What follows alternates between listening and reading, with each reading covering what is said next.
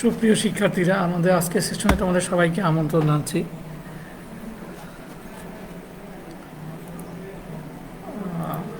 আমরা আজকে চ্যাপ্টার 6 কিছু অংশ পড়ে ফেলছিলাম, আমরা আজকে বাকি অংশটা শেষ করব।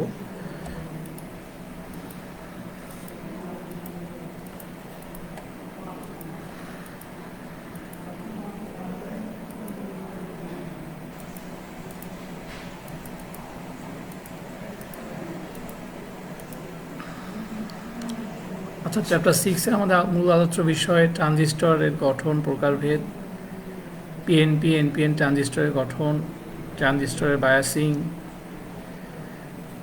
ট্রানজিস্টরের মধ্য দিয়ে কারেন্ট প্রবাহের কৌশল, আইই, আইবি, আইসি এর মধ্যে সম্পর্ক, এই জিনিসগুলো আমাদের আলোচনা হবে, আর কিছু গাণিতিক সমস্যা আলোচনা হবে।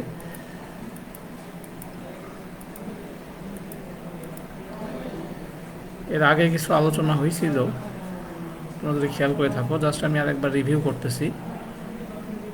ট্রানজিস্টর হলো 2 জাংশন, 3 লেয়ার এবং 3 টার্মিনাল বিশিষ্ট একটি ইলেকট্রনিক কম্পোনেন্ট। ট্রানজিস্টর এমন একটা কম্পোনেন্ট যার মধ্যে 2টা জাংশন থাকবে, 3টা লেয়ার থাকবে আর 3টা টার্মিনাল থাকবে। তো ট্রানজিস্টরকে বাই জাংশন ট্রানজিস্টর বা বিজেটি, বাই জাংশন ট্রানজিস্টর বলা হয়ে থাকে। দেখো ছবিতে খেয়াল করো, 2টা জাংশন পি এন পি, এর মধ্যে 2টা জাংশন আছে, পি এর সাথে এন, আবার এন এর সাথে পি, 3টা টার্মিনাল আছে আর 3টা লেয়ার আছে। এই হচ্ছে একটা ট্রানজিস্টরের মৌলিক কিছু ধারণা।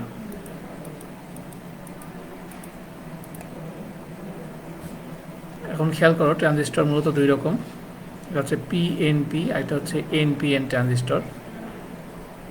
পিএনপি ট্রানজিস্টর হলো 2টা পি টাইপ সেমিকন্ডাক্টর, যখন একটি এন টাইপ সেমিকন্ডাক্টরটা আলাদা করা হয় তখন যে ট্রানজিস্টর তৈরি হয় তাকে পিএনপি ট্রানজিস্টর বলে। পিএনপি 2টা পি টাইপের মধ্যে একটা এন টাইপ থাকবে, তাহলে সেটাকে আমরা বলবো পিএনটি। আর এনপিএন হচ্ছে যে 2টা এন টাইপ সেমিকন্ডাক্টর যখন একটি পি টাইপ সেমিকন্ডাক্টর দ্বারা আলাদা হয়। 2টা এন টাইপ সেমিকন্ডাক্টর যদি এটা পি টাইপ সেমিকন্ডাক্টর দ্বারা আলাদা হয় সেটাকে আমরা বলবো এনপিএন ট্রানজিস্টর। এই 2 ধরনের ট্রানজিস্টর আমরা পেয়ে থাকি।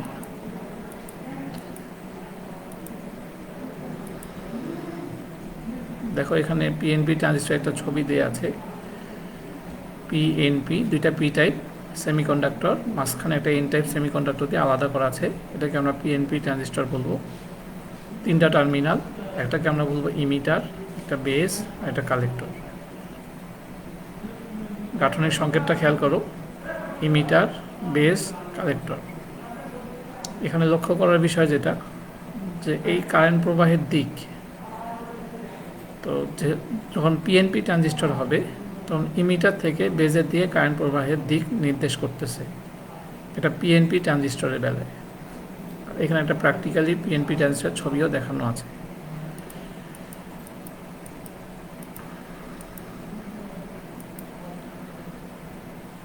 এই হচ্ছে একটা এনপিএন ট্রানজিস্টর, 2টা এন টাইপ সেমিকন্ডাক্টর, মাঝখানে একটা পি টাইপ সেমিকন্ডাক্টরটা আলাদা করা আছে, এটাকে আমরা বলবো এনপিএন ট্রানজিস্টর। এনপিএন ট্রানজিস্টরেরও 3টা টার্মিনাল, ইমিটার, বেস, কালেক্টর। এখানে যেটা লক্ষণীয় বিষয়, যে বেস থেকে ইমিটারের দিকে কারেন্ট প্রবাহের দিক নির্দেশ করতেছে। এর আগে আমরা পিএনপির বেলায় দেখছি যে ইমিটার থেকে বেজের দিকে কারেন্ট প্রবাহের দিক নির্দেশ করতেছিল, আর এনপিএনের বেলায় বেস থেকে ইমিটারের দিকে কারেন্ট প্রবাহের দিক নির্দেশ করতেছে। তো এই কারেন্ট প্রবাহের দিক এটা ইম্পর্টেন্ট, এটা যদি ভুল হয় তাহলে উত্তরটা ভুল হবে। আর এখানে কিছু প্র্যাকটিক্যাল এনপিএন ট্রানজিস্টরের নাম সহ ছবিও দেওয়া আছে, খেয়াল করো।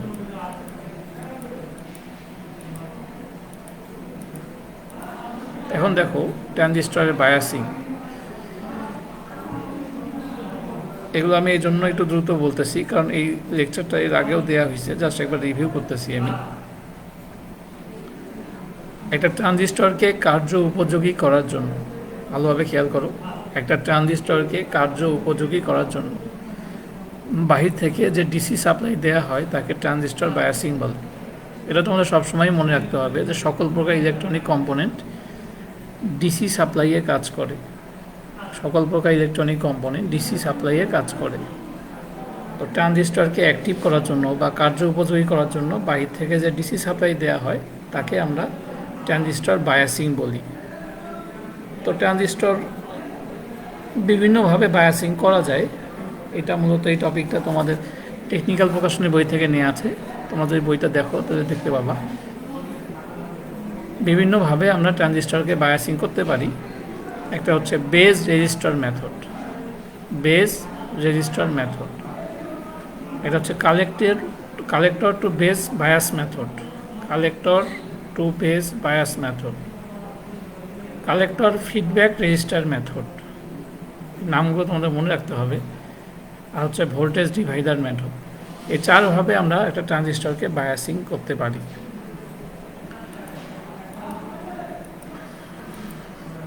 দেখো প্রত্যেকটা পদ্ধতির ছবি দেওয়া আছে, তোমরা জাস্ট খেয়াল করো, মনোযোগ দাও, খুব ইম্পর্টেন্ট টপিক এটা।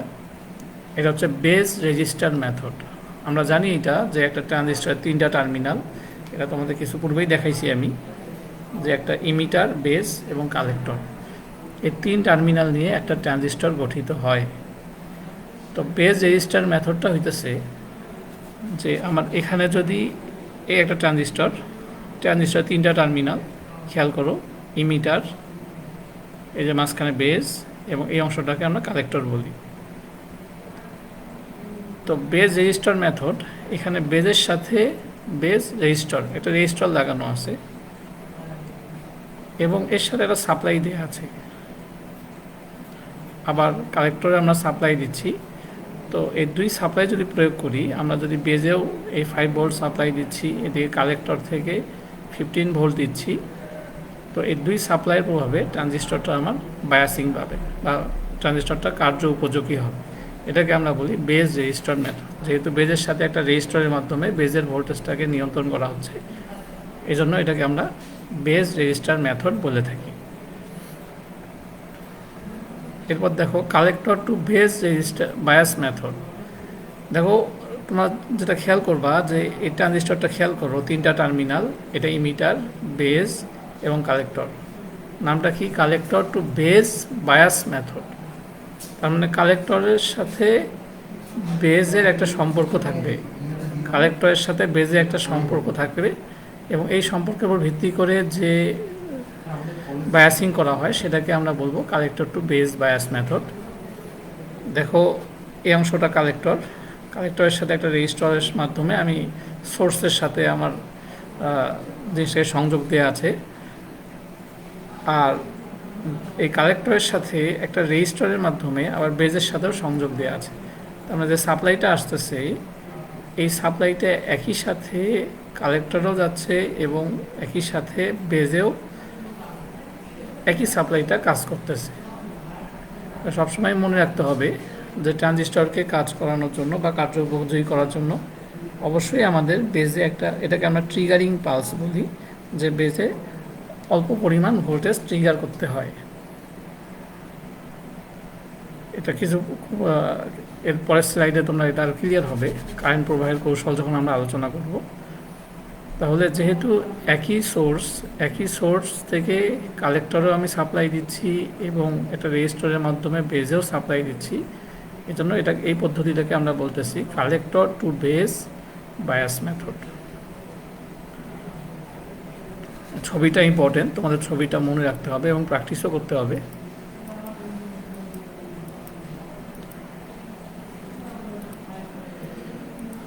এরপর দেখো collector feedback resistor method. Collector feedback resistor method, এটা মূলত এর আগে যে টপিকটা আমরা আলোচনা করলাম, collector to base bias method আর কালেক্টর ফিডব্যাক রেজিস্টার মেথড, এই দুটো মূলত অনেকাংশেই একই রকম। যে খেয়াল করো, কালেক্টর, বেজ, ইমিটার, কালেক্টরের সাথে আমার সোর্স লাগানো আছে, আবার সোর্স থেকে যে সাপ্লাইটা আসতেছে এই সাপ্লাইটাকে একটা রেজিস্টারের মাধ্যমে বেজে প্রয়োগ করা হচ্ছে। তো এই রেজিস্টারটাকে আমরা ফিডব্যাক রেজিস্টার বলবো, ফিডব্যাক রেজিস্টার। তো এই পদ্ধতিটাকে আমরা কালেক্টর ফিডব্যাক রেজিস্টার মেথড বলে থাকি। একই সোর্স, একই সোর্স থেকে কালেক্টর এবং বেজে সাপ্লাই দেওয়া হচ্ছে যাতে আমার ট্রানজিস্টরটা কার্য উপযোগী হয়। এই পদ্ধতিকে কালেক্টর ফিডব্যাক রেজিস্টার মেথড বলা হয়। এটা হচ্ছে ভোল্টেজ ডিভাইডার মেথড। এটা নাম শুনেই বুঝতে পারতেছো যে ভোল্টেজ ডিভাইডার মেথড, তার মানে ভোল্টেজটাকে কোনোভাবে ডিভাইড করা হবে। এই ডিভাইড করার মাধ্যমে আমার ট্রানজিস্টরকে কার্য উপযোগী করা হবে। খেয়াল করো, এই হচ্ছে আমার ট্রানজিস্টর, কালেক্টর, বেজ, ইমিটার। কালেক্টরের সাথে একটা রেজিস্টার দিয়ে আমার ভিসিসির সাথে সোর্সের সাথে লাগানো আছে। আবার এই সোর্স থেকেই আরেকটা রেজিস্টরের মাধ্যমে আমি বেজে সাপ্লাই দিচ্ছি। আর বেজে যেটা সাপ্লাই দিচ্ছি, দেখো এখানে যে সাপ্লাইটা আসতেছে, এই সাপ্লাইটা আবার এই রেজিস্টার এবং এই রেজিস্টার, এই দুই রেজিস্টারের মাধ্যমে আমি এটাকে ডিভাইড করতেছি। জাস্ট নামটা খেয়াল করো, ভোল্টেজ ডিভাইডার মেথড। RB1 এবং RB2, RB1 এবং RB2 এই দুই রেজিস্টারকে একই সাথে লাগানোর কারণে যখনই এখানে যে সাপ্লাইটা আসবে, এই সাপ্লাইটা বেজে তো কিছু অংশ যাবে, বাকি কিছু অংশ আমার RB2 এর মধ্য দিয়ে প্রবাহিত হয়ে গ্রাউন্ডে চলে যাচ্ছে। খেয়াল করো, সোর্স থেকে আমার সাপ্লাই আসতেছে IB1, RB1 হয়ে আমার বেজের দিকে যাচ্ছে। তো বেজে যাওয়ার আগে কিছু অংশ ভাগ হয়ে RB2 হয়ে গ্রাউন্ডে চলে গেল। তো যে ভোল্টেজটা আসতেছে, এই ভোল্টেজটাকে আমরা দুই ভাগ করলাম রেজিস্টরের মাধ্যমে। এটাকে আমরা বলতেছি ভোল্টেজ ডিভাইডার মেথড। আমার মূল উদ্দেশ্য হচ্ছে যে আমি আমার ট্রানজিস্টরটাকে অ্যাক্টিভ করতে যাচ্ছি, কার্য উপযোগী করতে যাচ্ছি। তো এই কার্য উপযোগী করার জন্য এই বিভিন্ন ধরনের মেথড ব্যবহার করা হয় যাতে আমার ট্রানজিস্টরটা কার্য উপযোগী হয়। তো আমরা চারটা বায়াসিং পদ্ধতি পাইলাম। একটা হচ্ছে বেজ রেজিস্টার, একটা হচ্ছে collector to base bias method, এটা হচ্ছে কালেক্টর ফিডব্যাক রেজিস্টার মেথড, এটা হচ্ছে ভোল্টেজ ডিভাইডার মেথড। এই চার পদ্ধতিতে আমরা একটা ট্রানজিস্টরকে কার্য উপযোগী করে তুলতে পারি। তোমরা যেটা করবা, এই ছবিগুলো ভালোভাবে প্র্যাকটিস করতে হবে। আর ছবির সাথে আমি যে কথাগুলো বললাম, এই কথাগুলো একটু মনে রাখার চেষ্টা করতে হবে, ছবির সাথে মিলাই দেখতে হবে।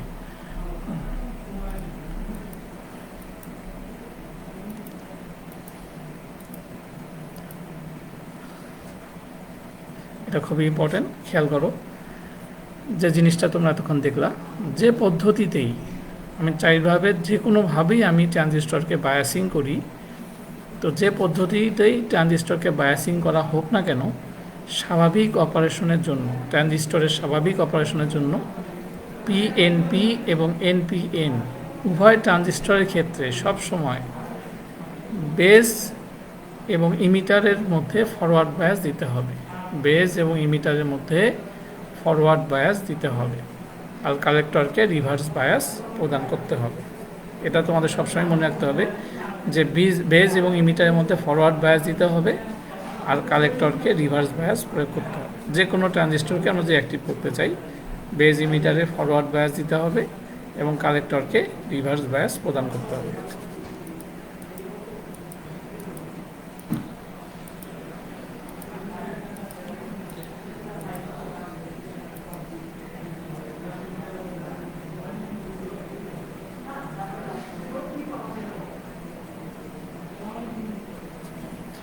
এটা খেয়াল করা, এটা খুবই ইম্পর্টেন্ট টপিক। ট্রানজিস্টরের মধ্য দিয়ে কারেন্ট প্রবাহের কৌশল, এটা পরীক্ষায় সেভারাল টাইমস আসছিল। একটা ট্রানজিস্টরের মধ্য দিয়ে কিভাবে কারেন্ট প্রবাহিত হয় দেখো এখানে একটা এনপিএন ট্রানজিস্টর দেওয়া আছে, তোমরা দেখতে পাচ্ছ এনপিএন ট্রানজিস্টর। তো এখানে N emitter, P base, N অংশটা কালেক্টর হিসেবে ব্যবহার হচ্ছে। আমি তোমাদের আগের স্লাইডে বলছি যে অবশ্যই কার্যক্ষম করার জন্য আমাদের ইমিটার টু বেজ এই অংশটাতে ফরওয়ার্ড বায়াস প্রয়োগ করতে হবে এবং কালেক্টরে রিভার্স বায়াস প্রয়োগ করতে হবে। দেখো খেয়াল করো, ভিবিই বেস থেকে ইমিটার, বেস থেকে ইমিটারের ভোল্টেজটাকে আমরা ভিবিই বলতেছি। ভিবিই ফরওয়ার্ড বায়াস হওয়ার কারণে আইই অধিক পরিমাণে প্রবাহিত হয়। দেখো ভিবিই এটা বেস টু ইমিটার ভোল্টেজ।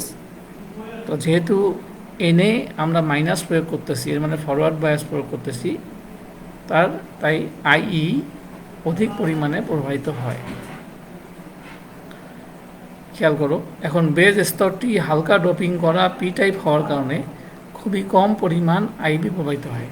যেহেতু এটা নেগেটিভ ভোল্টেজ প্রয়োগ করতেছি আমরা এন টাইপ পদার্থের ক্ষেত্রে, তাই যদিও আইয়ের পরিমাণটা বেশি হবে এবং আইয়ের পরিমাণটা অনেক বেশি হবে, কিন্তু যেহেতু বেস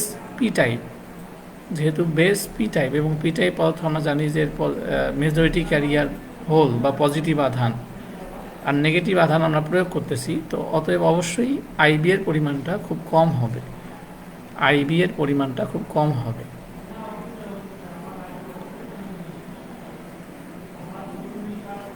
আর এদিকে দেখো আমরা কালেক্টরে পজিটিভ বায়াস প্রয়োগ করতেছি, যেটা রিভার্স বায়াস প্রয়োগ করা হচ্ছে। তাহলে যেটা হবে, খেয়াল করো যে এখানে আইয়ের পরিমাণটা অনেক বেড়ে যাচ্ছে এবং এটা বাড়তে বাড়তে এমন অবস্থা হবে একটা পর্যায়ে যে আবার কালেক্টরে আমরা পজিটিভ বায়াস প্রয়োগ করতেছি, তো এখানেও আস্তে আস্তে আমার ইলেকট্রনের প্রবাহটা বৃদ্ধি পাইতে থাকবে এবং একটা পর্যায়ে যে বেজের ব্রেকডাউন ঘটবে, ফলে আমার ট্রানজিস্টরটা কার্যক্ষম হবে।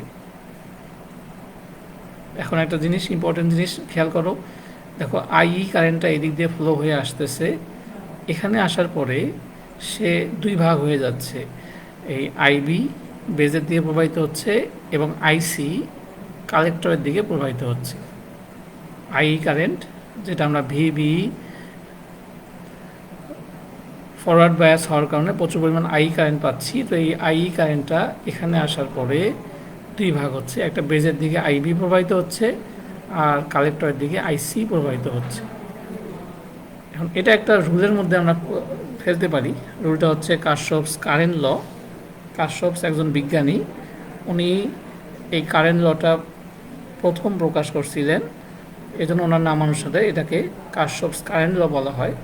কারশফস কারেন্ট লটা সংক্ষেপে আমি বলতেছি, মনে রাখো যে দেখো এখানে এই যে টার্মিনালটা, এই টার্মিনালের মধ্যে এটা একটা জাংশনের মতো কাজ করতেছে। দেখো তিনটা ওয়ে এখানে একত্রিত হয়েছে, এদিক দিয়ে ইমিটার হয়ে একটা ওয়ে আসতেছে, একটা রাস্তা আসতেছে, বেজ হয়ে একটা রাস্তা, আবার এদিকে কালেক্টর দিয়ে একটা রাস্তা।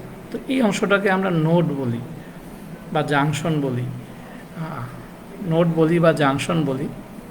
তো কারশফস কারেন্ট লটা হচ্ছে যে কোনো নোডে যে কারেন্ট প্রবাহিত হবে, যে পরিমাণ কারেন্ট এন্টার করবে বা প্রবেশ করবে, তো ওই নোডে প্রবেশকৃত কারেন্ট এবং ওই নোড থেকে যে কারেন্টগুলো বের হচ্ছে, একাধিক কারেন্ট যে বের হচ্ছে, তো প্রবেশকৃত কারেন্ট সমান বের হওয়া কারেন্ট। তা সেটা খেয়াল করো যে এখানে আমার এটাকে যদি আমরা একটা নোড বা জাংশন কল্পনা করি, এখানে আই কারেন্ট প্রবেশ করতেছে এবং আই প্রবেশ করে আইবি এবং আইসি দুই ভাগ হয়ে একটা বেজে যাচ্ছে, একটা কালেক্টরে যাচ্ছে। তো এখানে যদি আমরা কেসিএল প্রয়োগ করি বা কারশফস কারেন্ট ল প্রয়োগ করি, তাহলে আমরা পাই যে আইই সমান আইবি প্লাস আইসি। এখানে আইই হচ্ছে এন্টার করা কারেন্ট বা প্রবেশকৃত কারেন্ট, আর আউটগোয়িং কারেন্ট হচ্ছে আইবি এবং আইসি।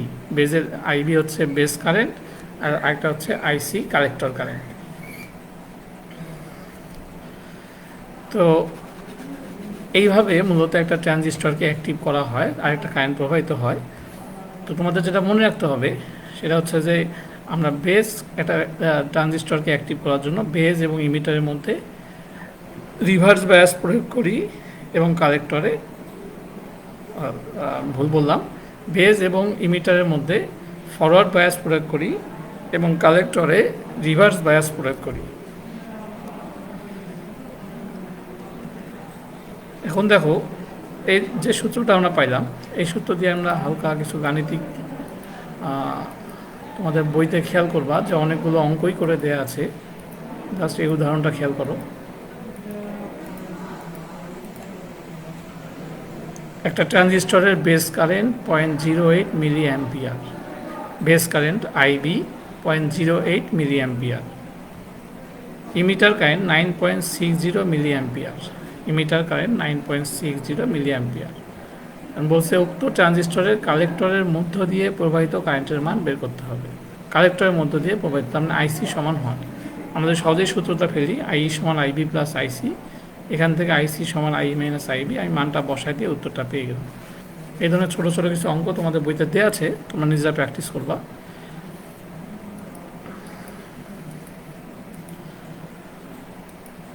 আচ্ছা, এখন পর্যন্ত আমরা যেগুলো শিখলাম, ট্রানজিস্টরের গঠন, প্রকারভেদ, পিএনপি আর এনপিএন ট্রানজিস্টরের গঠন, ট্রানজিস্টরের বায়াসিং করার কয়েকটা পদ্ধতি, পিএনপি এবং এনপিএন ট্রানজিস্টরের কারেন্ট প্রবাহের কৌশল, আর এটা হচ্ছে আইই, আইবি এবং আইসি, ইমিটার কারেন্ট, বেস কারেন্ট এবং কালেক্টর কারেন্টের মধ্যে সম্পর্ক, আর কিছু গাণিতিক সমস্যা।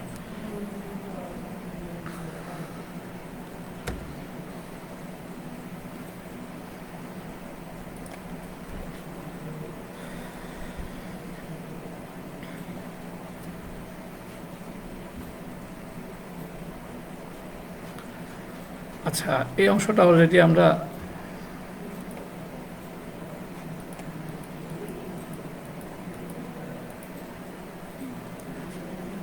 আলোচনা করে ফেলছি। এখন তোমাদের চ্যাপ্টারে আরও কিছু অংশ বাকি আছে, যেমন ট্রানজিস্টরের বিভিন্ন কনফিগারেশন। একটা ট্রানজিস্টরকে বায়াসিং করার বিভিন্ন কনফিগারেশন হতে পারে, এটা আমরা এখন দেখব। আবার বিভিন্ন কনফিগারেশন ট্রানজিস্টরের বৈশিষ্ট্য, আলফা বিটা গামা কি, এগুলো আমরা শিখব। আলফা বিটা গামার মধ্যে সম্পর্ক আর কিছু গাণিতিক সমস্যা।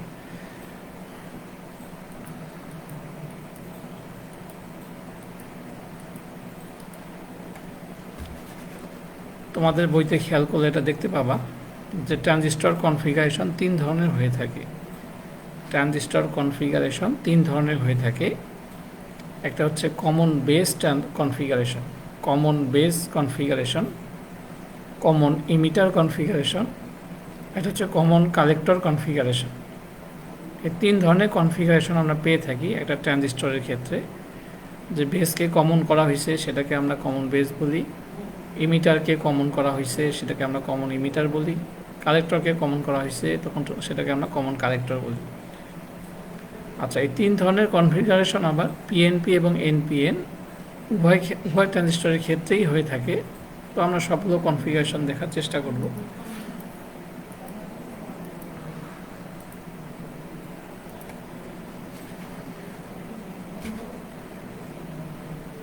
দেখো, খেয়াল করো, আমরা একটা ট্রানজিস্টরের মধ্য দিয়ে কারেন্ট প্রবাহের কৌশল আলোচনা করে ফেলছি। যদি তোমরা মনে করতে পারো যে অবশ্যই বেস থেকে ইমিটারের মধ্যে আমাদেরকে ফরওয়ার্ড বায়াস প্রয়োগ করতে হবে এবং কালেক্টরে রিভার্স বায়াস প্রয়োগ করতে হবে ট্রানজিস্টরটিকে কার্য উপযোগী করার জন্য। তো এটা একটা পিএনপি ট্রানজিস্টর। দেখো, বেস থেকে ইমিটার, এই মাঝখানে এটা বেস, এই অংশটা ইমিটার। তো বেস টু ইমিটার ভোল্টেজ আমরা পজিটিভ প্রয়োগ করছি, যেটা এর বেস টু ইমিটারের জন্য ফরওয়ার্ড বায়াস। আবার কালেক্টরে আমরা নেগেটিভ বায়াস প্রয়োগ করছি, যদিও কালেক্টর হচ্ছে পি টাইপ সেমিকন্ডাক্টর, কিন্তু আমরা নেগেটিভ বায়াস প্রয়োগ করছি, মানে হচ্ছে আমরা রিভার্স বায়াস প্রয়োগ করতেছি। আবার এদিকে খেয়াল করো, এনপিএন ট্রানজিস্টরের বেলায় base to emitter voltage NPN, base to emitter voltage আমরা মাইনাস প্রয়োগ করতেছি, যেটা এনপিএনের জন্য ফরওয়ার্ড। আবার কালেক্টরে আমরা প্লাস ভোল্টেজ প্রয়োগ করতেছি, যেটা এনপিএনের জন্য রিভার্স বায়াস। এটা তোমার লক্ষণীয় বিষয় যেটা, যে দেখো বেসটাকে এখানে কমন করা হয়েছে, বেসকে ইমিটার এবং কালেক্টর এর 2 অংশের মধ্যে এটাকে কমন পয়েন্ট হিসেবে ব্যবহার করা হচ্ছে। আই কারেন্টটা প্রবাহিত হচ্ছে, আমরা যখন ভিবি প্রয়োগ করব, তো ভিবির প্রয়োগ করার ফলে এখানে একটা আই কারেন্ট পাবো আমরা, যেটা ইমিটারের মধ্য দিয়ে প্রবাহিত হবে। এবং এই ইমিটারের মধ্য দিয়ে যে কারেন্টটা আসতেছে, এই কারেন্টটা কিছু অংশ আই বি এর মধ্য দিয়ে প্রবাহিত হবে। আবার যখন এর ব্রেকডাউন ঘটবে, তো কিছু অংশ আই বি এর মধ্য দিয়ে প্রবাহিত হবে, কিছু অংশ কালেক্টর হয়ে এই সোর্সের দিকে ফেরত আসবে। এইভাবে আমার এই ট্রানজিস্টরটা অ্যাক্টিভ হবে, যেহেতু বেসকে কমন করা হয়েছে ইমিটার এবং কালেক্টরের মধ্যে। এজন্য এই কনফিগারেশনটাকে আমরা বলতেছি কমন বেস কনফিগারেশন। জিনিসটা খুবই ইম্পর্টেন্ট, তোমাদের একটু মনোযোগ দিয়ে শুনতে হবে। আমি আবার রিপিট করতেছি। দেখো, এই অংশটা ইমিটার, মাঝখানে বেজ, এই অংশটা কালেক্টর। তো ইমিটার এবং বেজের মধ্যে আমরা পজিটিভ ভোল্টেজ প্রয়োগ করতেছি। যেহেতু পজিটিভ ভোল্টেজ প্রয়োগ করতেছি তাই আমি, এবং এটা পি টাইপ, তো অতএব প্রচুর পরিমাণ আমরা আইই পাবো, ইমিটার কারেন্ট পাবো। তো এই, এবং আমি যখন ভিবির পরিমাণটা বাড়াইতে থাকবো তো একটা পর্যায়ে যে বেজের ব্রেকডাউন ঘটবে, এন টাইপের ব্রেকডাউন ঘটবে, ফলে এর মধ্য দিয়ে কারেন্ট প্রবাহিত হওয়া শুরু হবে। তো যখন কারেন্ট প্রবাহ শুরু হবে তখন আমরা আইবি এর মধ্য দিয়ে বেস কারেন্ট পাচ্ছি, আবার কালেক্টরের মধ্য দিয়ে কালেক্টর কারেন্ট পাইতেছি, এবং এই কালেক্টর কারেন্টটা আবার সোর্সের দিকে ফেরত আসতেছে, যেটা আউটপুটে যাচ্ছে। তো এইভাবে আমরা একটা বেসকে কমন করে ট্রানজিস্টরকে কর্মক্ষম করতে পারি বা কার্য উপযোগী করতে পারি। যেহেতু বেসকে কমন করা হয়েছে, এই জন্য এই কনফিগারেশনটাকে আমরা কমন বেস কনফিগারেশন বলবো। আবার এনপিএনের বেলাও একই বিষয়, তোমরা একটু খেয়াল করে বুঝতে পারবা। এখন এখানে একটা ছোট্ট জিনিস দেওয়া আছে, দেখো কমন বেস, যে কনফিগারেশনটা কমন বেস কনফিগারেশন হয় তখন এই একটা ধ্রুবক মান আলফা, যেটাকে আমরা কারেন্ট গেইন বলি। তো এই আলফা, এটা হচ্ছে যে কালেক্টর কারেন্টটা পাওয়া যাচ্ছে, খেয়াল করো, ব্রেকডাউন হওয়ার পর যে কালেক্টর কারেন্ট পাওয়া যাচ্ছে এবং ইমিটারে যে কারেন্টটা আসতেছে, তো এই কালেক্টর কারেন্ট এবং ইমিটার কারেন্ট, এই দুই কারেন্টের অনুপাতকে আমরা আলফা বলবো, যেটাকে কারেন্ট গেইন নামে সম্বোধন করা হয়। এটা তোমাদের মনে রাখতে হবে যে কমন বেস কনফিগারেশনের বেলায় কালেক্টর কারেন্ট এবং ইমিটার কারেন্ট, এই অনুপাতটাকে আলফা বা কারেন্ট গেইন বলা হয়। এটা খুবই মনোযোগ দিয়ে শোনো যে কমন বেস কনফিগারেশনের বেলায় কালেক্টর কারেন্ট এবং ইমিটার কারেন্টের যে অনুপাত, এই অনুপাতটাকে কারেন্ট গেইন, যেটাকে আমরা আলফা দ্বারা নির্দেশ করি।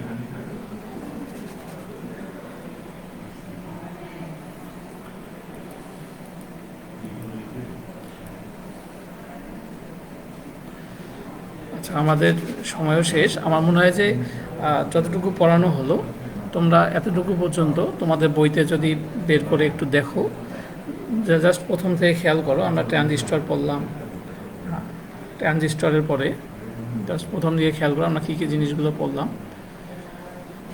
ট্রানজিস্টর গঠন, প্রকারভেদ, পিএনপিএন এর গঠন, ট্রানজিস্টরের বায়াসিং, পিএনপিএন ট্রানজিস্টরের কারেন্ট প্রবাহের কৌশল, কালেক্টর কারেন্ট, বেস কারেন্ট এবং ইমিটার কারেন্টের সম্পর্ক, কিছু গাণিতিক সমস্যা, আর ট্রানজিস্টরের বিভিন্ন কনফিগারেশন আমরা জানলাম।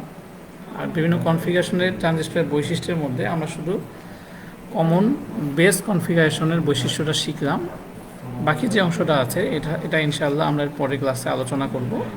যতটুকু পড়ানো হলো এই অংশটুকু তোমরা খুব ভালোভাবে মেকআপ করার চেষ্টা করো এবং বোঝার চেষ্টা করো।